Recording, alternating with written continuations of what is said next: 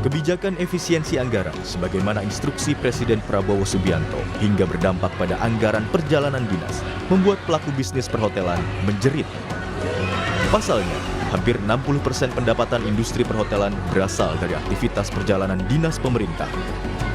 Di Jawa Barat, tercatat sepanjang Maret 2025, rata-rata okupansi hotel tak lebih dari 30%. Meski sempat meningkat saat musim libur lebaran, namun tetap tak sebanding dengan biaya operasional dan gaji karyawan. Di Makassar, Sulawesi Selatan, sejumlah hotel mulai merumahkan karyawan karena pendapatan yang menurun drastis tak mampu menutup biaya operasional yang tinggi. Okupansi hotel bulan Maret ya Pak, dari tanggal 1 sampai tanggal 31 Maret rata-rata di Jawa Barat tuh kurang lebih 26,64%. Dari tanggal 1 sampai tanggal 31 Maret. Kami sudah tidak bisa apa-apa. Mungkin ke depan setelah bulan April ini, kalau memang tidak ada perbaikan, okupansi tetap di bawah 20%, ya, itu kemungkinan yang paling buruk sama sekali yaitu ada efisiensi pengurangan karyawan. Dalam kondisi sekarang untuk bisa survive dalam mengelola operasional 3 bulan aja nggak mampu.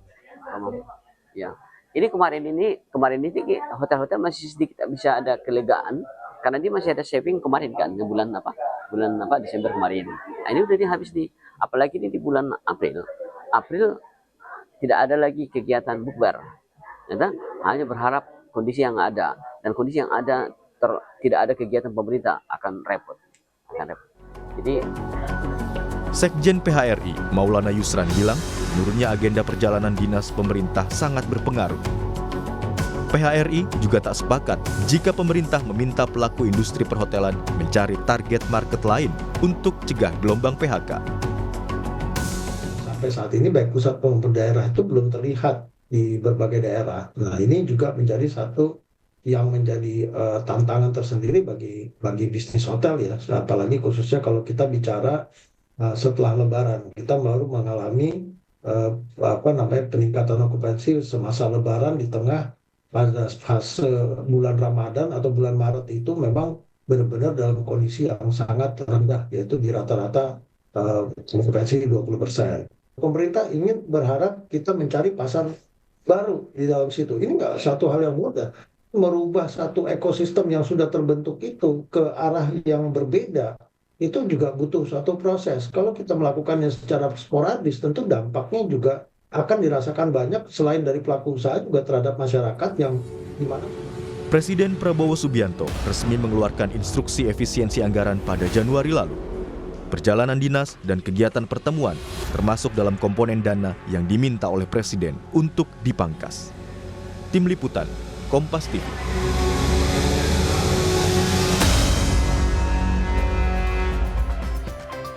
Saudara, bisnis perhotelan menjadi salah satu yang terdampak dari kebijakan efisiensi anggaran Presiden Prabowo Subianto. Tingkat okupansi hotel yang menurun secara drastis tidak sebanding dengan biaya operasional hingga berujung pada karyawan hotel yang harus dirumahkan. Bagaimana kondisinya saat ini dan apa solusi yang bisa ditawarkan oleh pemerintah? Kita akan bahas bersama dengan Ketua Perhimpunan Hotel dan Restoran Indonesia atau PHRI. Sudah ada Pak Haryadi Sukamdhani dan juga ada Ketua Komisi 7 DPR, ada Pak Saleh Partaunan Daulay. Selamat pagi Bapak-Bapak, Assalamualaikum. Minal aizin wal faizin dulu Pak, mohon maaf lahir batin. Ya, maaf batin juga Pak Daulay, Pak Adisti. Wabarakatuh. Oke, waalaikumsalam. Saya ke Pak Sukamdhani dulu. Pak, ini kan kalau kita lihat dari tayangan tadi, kita simak bersama sebenarnya bagaimana ini prospek ataupun kondisi bisnis perhotelan saat ini. Bahkan tadi salah satu yang diwawancara mengatakan kalau memang kondisinya masih terus begini, bisa jadi setelah Lebaran atau di bulan April ini benar-benar akan ada karyawan hotel yang memang harus dirumahkan. Ya, Pak Haryadi. Jadi begini Mbak. Pertama adalah di kuartal pertama ini memang kegiatan pemerintah boleh dibilang sangat kecil sekali ya, kecil sekali. Dan apa yang sempat juga kami bicarakan dengan Pak Saleh Daulay di Komisi 7, memang kemungkinan di kuartal kedua baru pemerintah itu akan memberikan atau mengeksekusi belanjanya. Jadi kemarin itu memang sama sekali kegiatannya sangat minim sekali. Jadi kita harapkan nanti di kuartal kedua ini pemerintah mulai melakukan spending. Nah, namun demikian, kalau kita mencermati kemarin di hari Lebaran, libur Lebaran, memang agak mengkhawatirkan ya, karena di catatan kami, kebetulan saya juga Ketua Umum Gabungan Industri Pariwisata Indonesia, kami mencatat bahwa bukan hanya hotel saja yang menurun okupansinya dibandingkan dengan Lebaran tahun lalu, tetapi di pusat rekreasi, baik itu anggota Putri, perusahaan perkumpulan usaha Taman Rekreasi Indonesia dan juga ARKI, Asosiasi Rekreasi Keluarga Indonesia, itu semuanya mencatatkan penurunan. Bahkan PKBSI, Perkumpulan Kebun Binatang Seluruh Indonesia, juga mencatat juga penurunan yang lebih rendah dari tahun lalu. Nah, ini yang kita khawatirkan, karena kalau Lebaran itu kan sebetulnya istilahnya booster ya, karena pada saat itu masyarakat memiliki tambahan THR. uang, yaitu dari THR. Ya, nah ini kemarin kita melihat kok seperti itu. Nah, ini yang kita khawatirkan kalau nanti tidak ada langkah-langkah yang kita sama-sama dorong itu bisa kembali lagi, memang agak mengkhawatirkan. Di samping tadi memang kita juga menunggu eksekusi dari belanja pemerintah ya, karena kan ini kalau belanja pemerintah sebetulnya tidak hanya di jasa akomodasi, tapi juga sektor-sektor yang lain. Demikian, Mbak Isti. Oke, jadi di momen libur Lebaran saja yang biasanya ekspektasinya akan ada peningkatan konsumsi begitu ya, karena memang ada tunjangan hari raya. Ini Anda bisa mengatakan kalau memang daya beli ini memang lagi lesu-lesunya walaupun di momen libur Lebaran kemarin. Dan benarkah penurunan okupansi hotel ini bahkan turun sampai 20%? Iya betul, Mbak. Jadi secara nasional kami monitor itu rata-rata kira-kira 20%. Walaupun memang untuk daerah-daerah tertentu seperti Jogja itu masih agak sedikit lebih baik, tetapi tetap mencatat lebih rendah dari tahun lalu. Jadi hampir semua daerah yang kami pantau itu semuanya lebih rendah dari tahun lalu. Hanya memang daerah yang favorit itu memang dia agak lebih panjang. Jadi misalnya kemarin Jogja itu masih ada tamu sampai dengan tanggal 6. Tapi kalau untuk Solo itu misalnya tanggal 4 itu sudah turun okupansinya. Demikian, Mbak Adisti. Oke lah, kalau di Jogja kemudian masih bisa bertahan. Lalu bagaimana di kota-kota lainnya begitu ya, nasib operasional hotel sendiri termasuk juga karyawannya. Data dari PHRI sendiri sudah berapa banyak hotel yang kemudian harus ataupun terpaksa untuk merumahkan karyawan mereka karena sudah tidak bisa sanggup lagi ini untuk operasional hotel?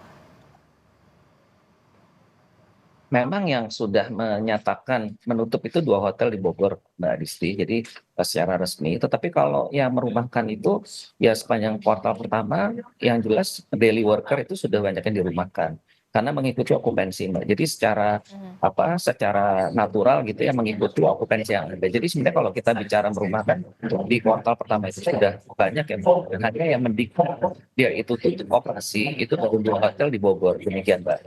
Oke, jadi sudah ada data, ada 2 hotel di Bogor yang memang sudah menyatakan untuk menutup operasionalnya karena sudah tidak sanggup lagi ya dengan tidak. Oke, baik. Saya ke Pak Saleh.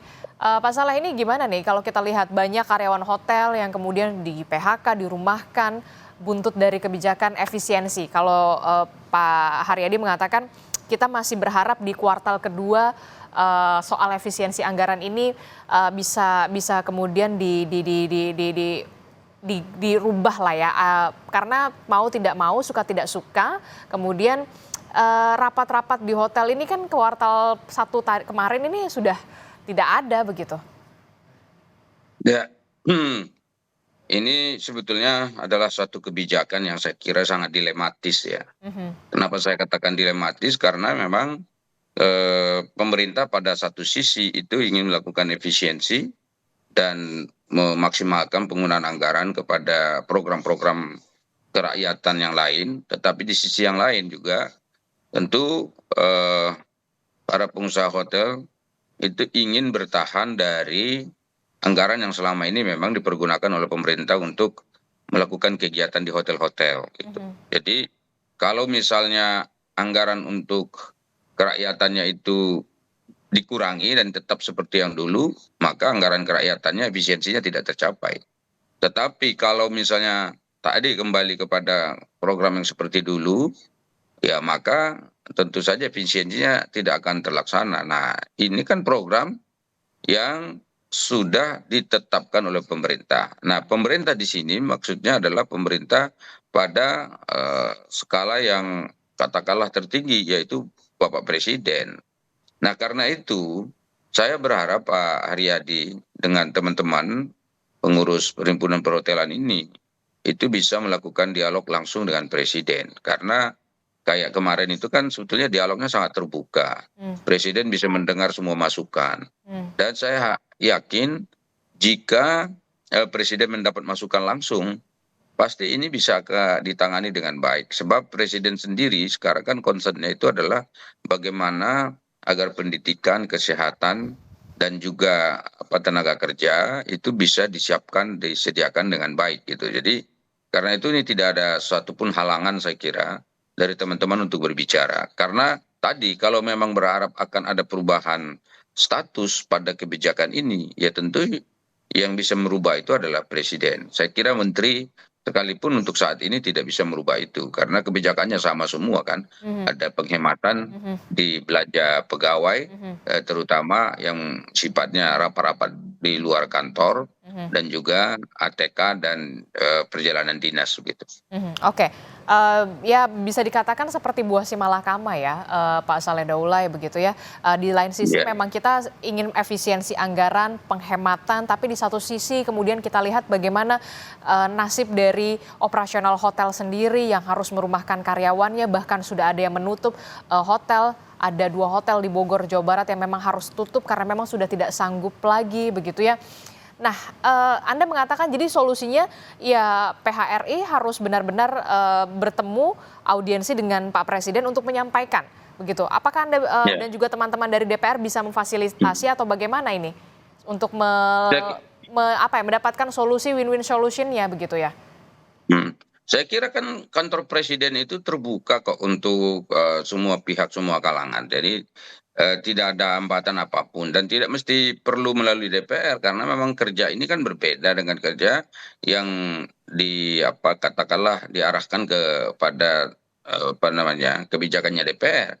Ini murni adalah kebijakannya pemerintah dan karena itu tentu ya kita berharap ini bisa langsung kepada Presiden dari melalui kantor kepresidenan. Itu satu. Yang kedua, kalau ditanya apa yang bisa dilakukan oleh DPR terkait ini adalah tentu kita akan mendukung para pihak perhotelan ini untuk kembali lagi misalnya menerima kegiatan-kegiatan pemerintah dilaksanakan di hotel-hotel itu dengan cara apa? Cara ya kita meminta agar pemerintah lebih bijaksana di dalam menerapkan kebijakan-kebijakan seperti itu. Sebab begini, kalau misalnya terus-terusan tadi seperti yang diterangkan, betul-betul tidak boleh ada kebijakan, tidak boleh ada kegiatan di hotel, maka secara alamiah maka akan ada perumahan pegawai dan juga tidak tertutup kemungkinan akan ada PHK besar. Nah, kalau gelombang PHK ini terjadi besar-besaran di seluruh Indonesia, maka tentu yang akan rugi juga adalah pemerintah. Betul. Dan pemerintah belum tentu mampu mencari alternatif pekerjaan untuk mereka yang memang bidangnya hotel gitu. Kan ini bidangnya hotel. Jadi kalau bidangnya hotel ya mestinya bekerjanya di hotel. Dan juga tentu restoran ya. Tadi ada salah satu lagi restoran di dalam. Nah, belum lagi efek samping daripada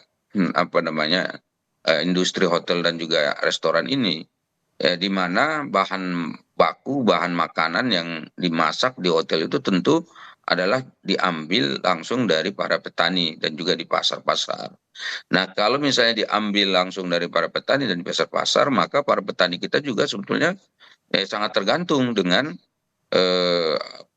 nilai jual mereka kepada hotel dan industri ini, restoran. Nah, karena itulah maka ini saling terkait memang luar biasa dan perputaran uang juga di masyarakat tuh sangat terbantu dengan adanya hotel-hotel yang seperti ini. Jadi karena itu sekali lagi tentu kita berharap ada upaya melakukan analisa dan kajian lebih mendalam dan bijaksana terkait dengan ini.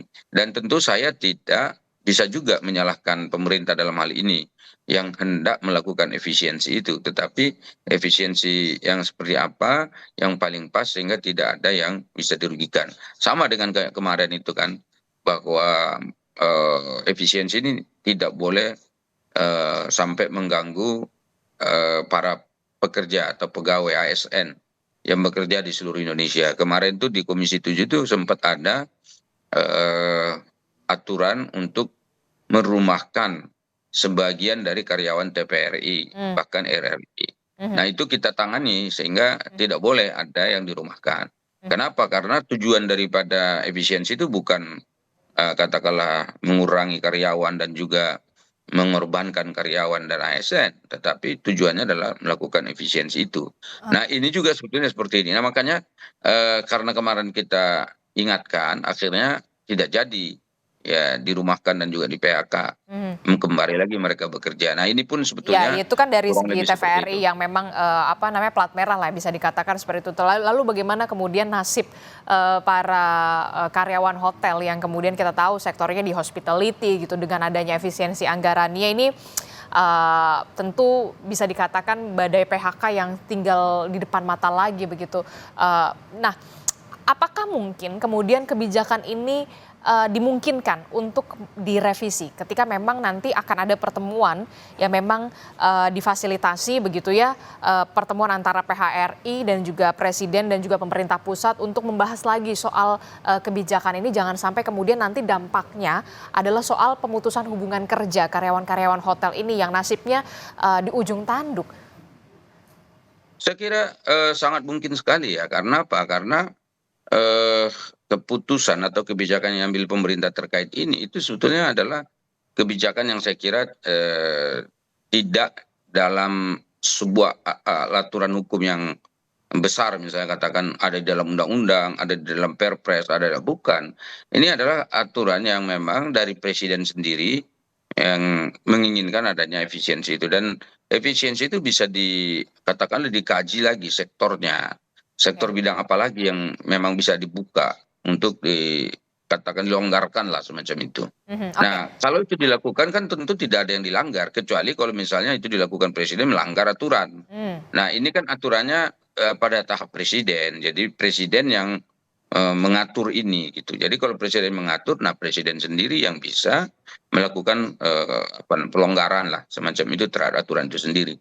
Nah, tapi kalau misalnya tadi ada yang dilanggar, misalnya kayak undang-undang gitu yang dilanggar, itu tentu agak lebih rumit ya. Kalau untuk yang ini saya kira tidak seperti itu. Nah, makanya perlu ada pertemuan itu, lalu PHRI meminta untuk lakukan kajian lagi, lalu minta supaya ambil keputusan lebih bijaksana. Kalau saya pikir begitu ya, kita juga tidak mendikte presiden, karena presiden ini kan sedang semangatnya, ya sangat-sangat semangat ya untuk bagaimana meningkatkan upaya pelayanan kepada masyarakat yang lebih baik. Saya ke Pak Haryadi. Pak Haryadi, bagaimana solusi yang ditawarkan oleh pemerintah sejauh ini?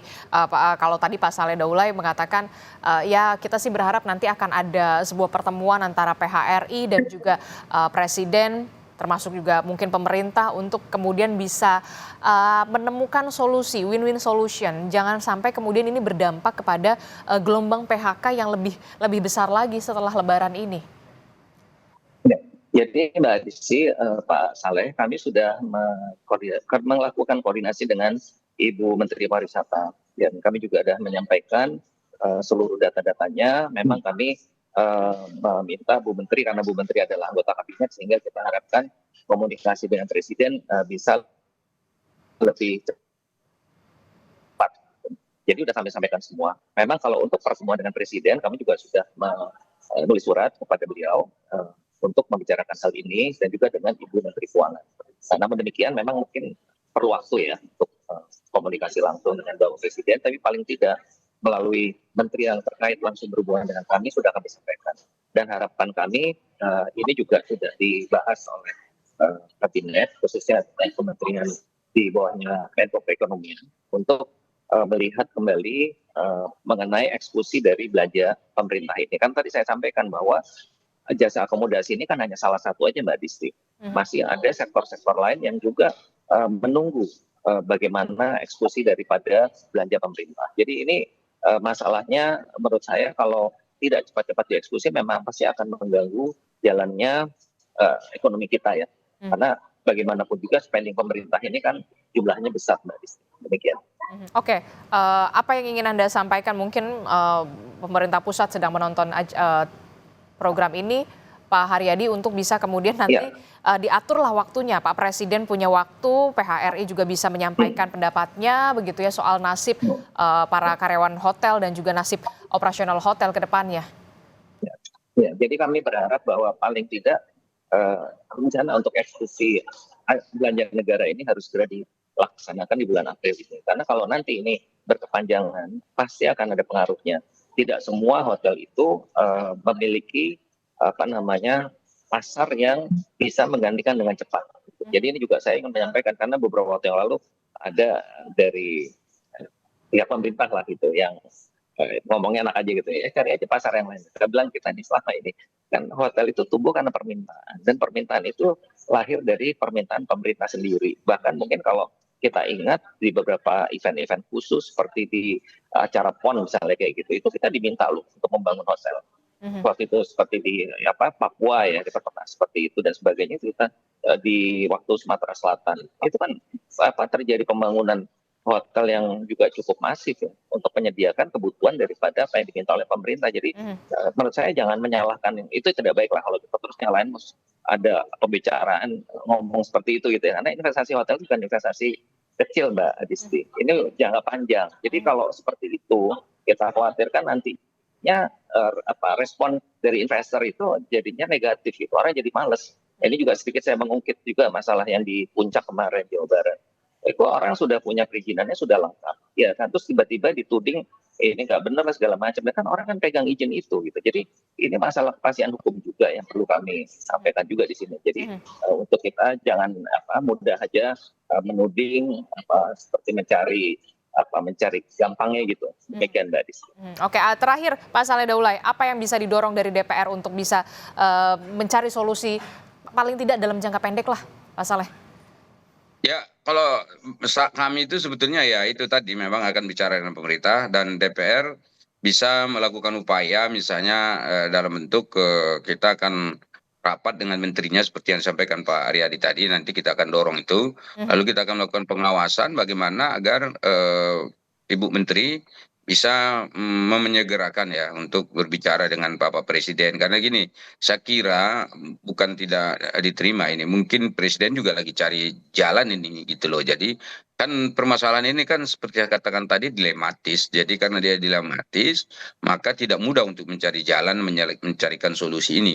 Dan karena itulah maka ya kita tunggu, mudah-mudahan ada jalan, ada solusi yang menguntungkan baik pemerintah maupun juga teman-teman dari PHRI. Dan karena itu tentu ya kita harus sabar, kita dukung pemerintahan ini dan mudah-mudahan semua pihak dapat bekerja sesuai dengan tugas dan fungsi masing-masing. Oke, kita harapkan akan ada pertemuan yang benar-benar terrealisasi antara PHRI termasuk juga pemerintah pusat untuk bisa mencari win-win solution ini. Terima kasih Ketua Komisi 7 DPR RI Pak Saleh Daulay telah bergabung bersama kami, dan juga ada Ketua PHRI Pak Haryadi Sukamdhani telah bergabung bersama kami.